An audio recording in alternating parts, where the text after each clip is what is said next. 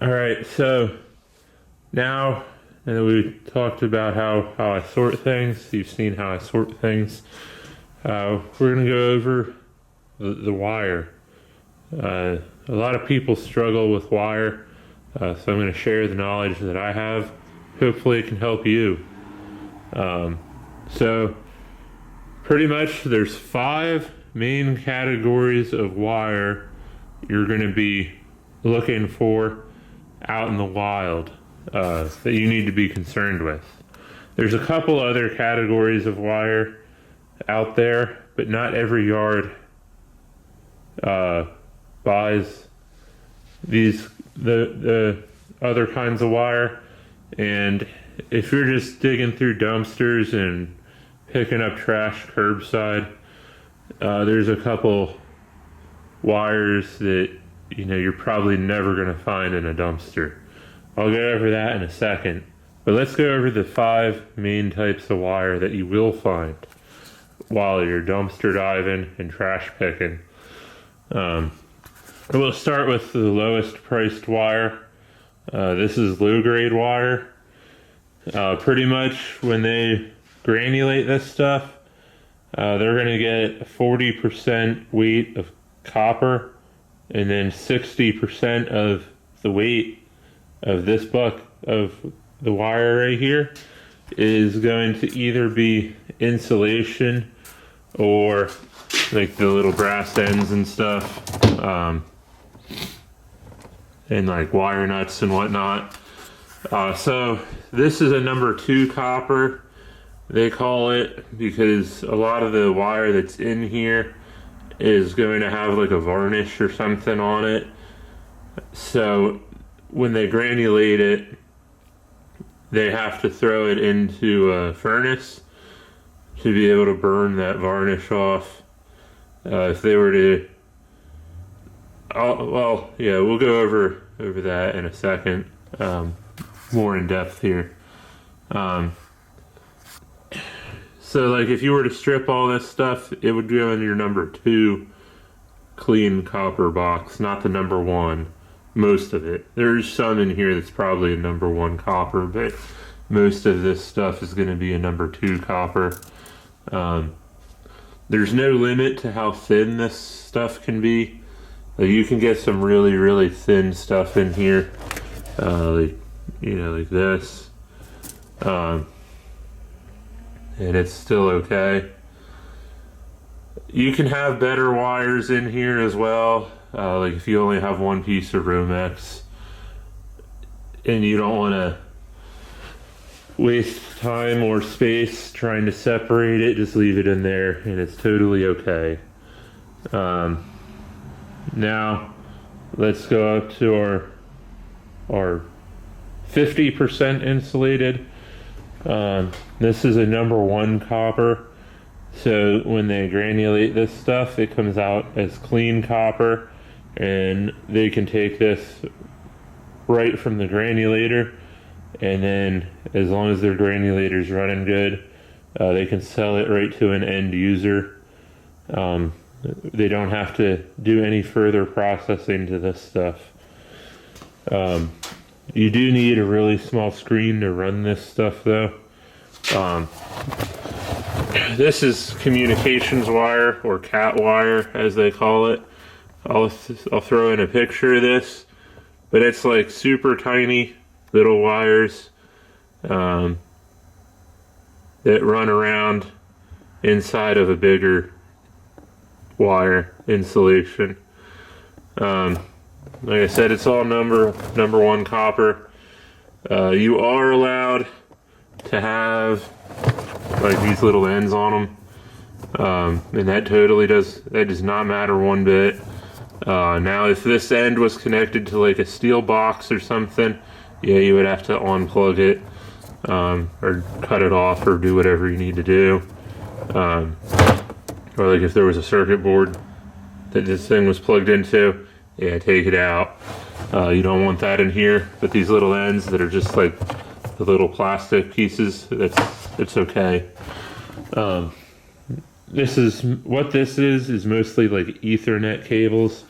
Like if you want to run I think you would run this from like your router to your modem, or from your router to your computer, or your telephones, or whatever you need to do.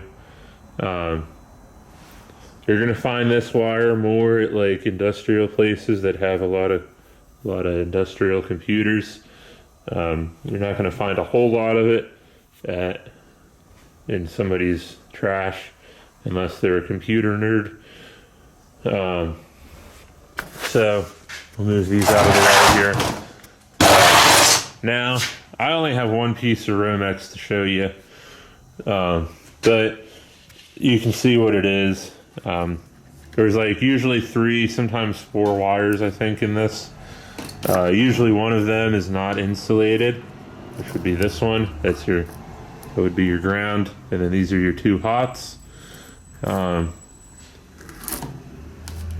There's usually like a little cardboard looking insulation in there that wraps up the three wires. This is a 70% insulated, and this is also number 1 copper. So if you have ends that are soldered together, you got to snip them off.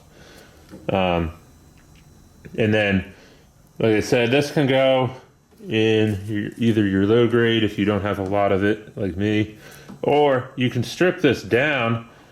I'll show you that in a second. And then these individual wires can go into your higher grade box. And then your ground, obviously, that can go into either your number 1 copper or your bare bright, depending on how old the wire is and if it sucked up moisture. So yeah, that's this wire is in between this wire and this wire in price. And then this wire here, well, before we get into that, so this wire here, right, this is in most houses, like residential houses. You might find some of it in commercial spaces, but this is mostly like a residential thing. Inside your walls, I'll show you the wiring. Like, this is both these. If we were to rip these out of our wall, or our ceiling, I guess, that would be Romex. Like this big heavy black one is also Romex. They don't call it Romex, but it would go in the same box for scrap until we get that black insulation off of there. Even though it's a little bit heavier. Most Romexes are going to be like 14 to 16 gauge. Not that it matters. Some of it I think is like a 10 gauge, sometimes, possibly. But yeah. Well, I think 12, 14, and 16 gauge are your most common. They have different colors, and the colors don't matter for scrap. All you're looking for is the weight of the copper and if it's clean or not. You don't want any wire nuts on these. Like I said, it's just a clean copper. Well, I'll show you how to strip that here in a second. And then this bucket here is your THHN. This wire here is also a number 1 copper. This pays the most out of all the wire that you're going to find normally. You saw how I had to rip out this wire from the aluminum sheathing.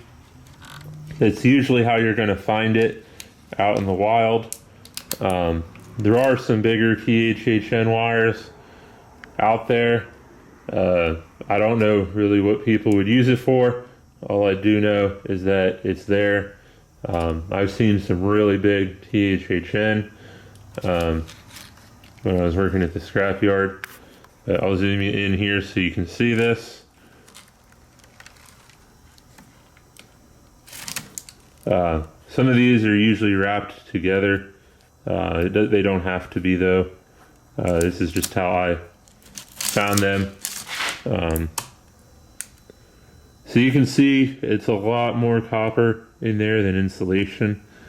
It can be either stranded or solid, it doesn't matter. But it's a number one copper, and it's a pretty thick piece of copper. When you strip this down, it will be a number one copper, which means that it can either go in the bare bright or the number one, depending on how it looks when you strip it. But when you strip this, you're usually going to get an 80% recovery. So what I mean when I'm saying like 80%, I'm not talking about the diameter of the wire or nothing. We're talking about weight. If we started with 100 pounds of this wire and we strip down that whole entire 100 pounds of wire, we're going to have 80 pounds of copper and 20 pounds of insulation or trash. That's how they determine all this. The guys that are running granulators, they pretty much figured it out. When they buy this wire, you know, if they, like I said, if they buy 1,000 pounds of it, they granulate it, they're going to have 800 pounds of copper that they can sell. That's why they pay different rates. When they buy 100 pounds of this wire and they granulate it, they're only left with 50 pounds of copper. You start out with 100 pounds of this, granulate it down, you only have 40 pounds of copper, and it's a number 2 copper. So that's why it pays differently. Like I said, you can throw it all in one bucket and let the junkyards deal with it. But if you are serious about sorting stuff, this is how you grade it. Usually, in the past, I have not found a whole lot of Romex or this higher grade stuff. So historically, I would usually just throw it in with the low grade. But for some reason recently, I've been getting a lot of it, so I've been sorting it out. You know, if you find a whole bunch of it like I did all at once, yeah, if you want to separate it, cool. You know, you only need like a 5-gallon bucket to keep track of different things. You don't have to fill it up either. I mean, you can take it in like this. But if you just have one piece of wire like I do with the Romex, I mean, it's not going to weigh anything on the scale. So then if you want to get rid of your wire, yeah, just throw it in with your low grade and move on with your day. So now that's all the copper wire that you're going to find normally. So now this other wire over here is our last type. This is aluminum wire. I think in the last video, the last dumpster diving video that I'm going to have edited, I found a bunch of this stuff. You might be getting really excited, like, oh man, I found so much wire. Well, you got to look at it. It's because this is aluminum. It's aluminum wire on the inside of this. You can have it where it's like all thick and has different strands running around the outside like this, or you can have it like this one here, where it's just like one piece. It's still the same category, still aluminum wire. They usually don't have too many different categories for this. They usually just call it aluminum wire, insulated or clean. And then they'll buy it. Usually this stuff goes for like 15 to 20 some cents a pound. When you strip it down, the last time I went, I got 94 cents a pound for the aluminum. So the aluminum that you can get out of this is better than the like sheet aluminum, I guess. I don't know why, it just is. Some yards, if they don't have a whole lot of people coming in with this wire, they'll probably just throw it in with the sheet aluminum though. It's just the way it is, you know. So those are the 5 main categories of wire that you're going to find while you're out and about trash picking or dumpster diving. All right, so now let's talk about some of the other wires you might encounter in your time scrapping. You're usually not going to find these wires out in the wild. You're usually going to have to talk to an electrician or a welder or rip apart a car or something to be able to find these wires. So I don't have any MC wire to show you, or MCM wire, but if you were to take a wire that looks like this and replace the aluminum with copper, they're going to call this an MCM wire.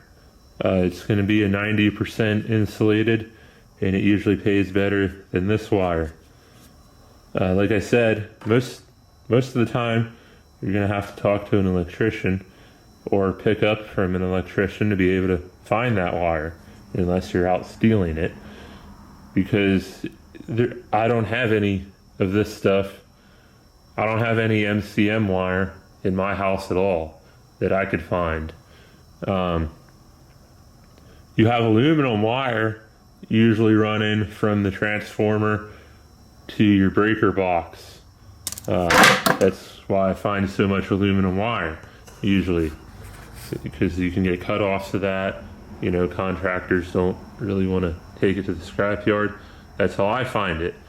But to find the copper stuff, that's going to be more commercial stuff, and it's going to be commercial in the means of, like, those electricians know what they're doing, and they're usually pretty good about scrapping it, or they already have a guy that scraps it themselves because they deal with so much of it. Like, that is their job. So unless you know an electrician, don't worry too much about MCM wire.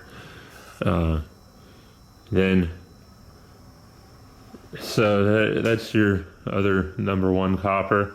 So now we'll talk about some number 2 coppers. All right, so now this is my camera bag. Don't worry about that. But this is what they consider battery cable. This is a pretty extreme example. Most of your battery cable is going to be shorter.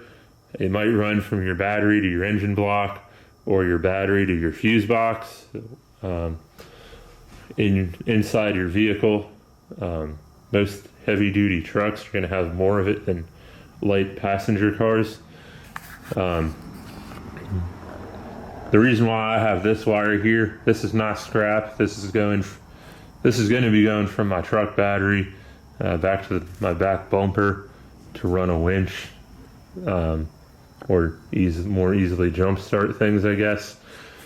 So, you know, don't worry if it looks exactly like this. This is going to be what they consider a 50% insulated number 2. When you strip this stuff down, there's going to be like a varnish on it. It's going to be really really thin. I don't know if you guys can see that, but it's like stranded. There's usually going to be like a varnish or something on it. Either that or it's going to like soak up the insulation.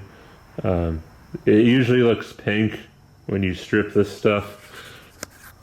So it's going to be a number 2 copper when you do strip it. But if you just want to leave it insulated, battery cable is its own category. Welding cables, like welding leads, I have a bunch of it over here underneath this vacuum. That is also going to go in your battery cable. You might actually be able to see the end of this here. If you see how it's all like hair wire and stuff, and then you can actually see there is like a varnish on this stuff. It's not clean copper.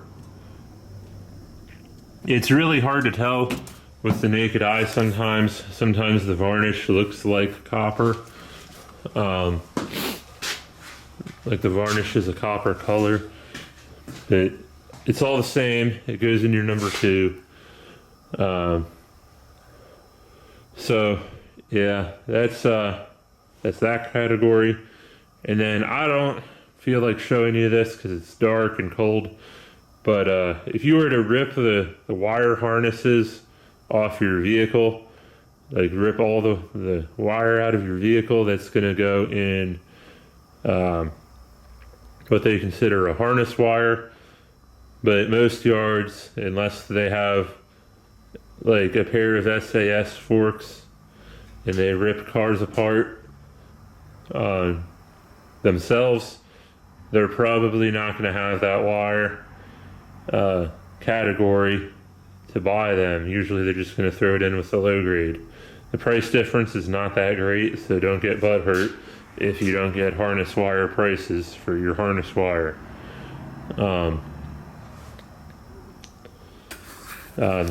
Same thing goes with like all these other wires. Most yards are going to have all these wires that I showed you. The aluminum, Romex, 80%, 50%, and low grade. The yard that I go to is actually a fairly big yard, but for some reason they don't take the cat wire. They just throw it in with their low grade. I don't know why, but don't get butthurt over that. That's just the way they're running their business. If you get a lot of it and you want to take it somewhere else, that's fine. You know, that's what I'm going to do with this. You don't have to use the same yard for everything. And, you know, like I said, if you don't have a lot of it and you want to just get rid of it with your low grade, that's fine too. So I hope some of this knowledge helps you grade your wire. It can be pretty challenging at first, I'm not going to lie, but the more you do it, the more you see different wires, the easier it is. So yeah, hopefully this helps somebody. Yeah, see ya.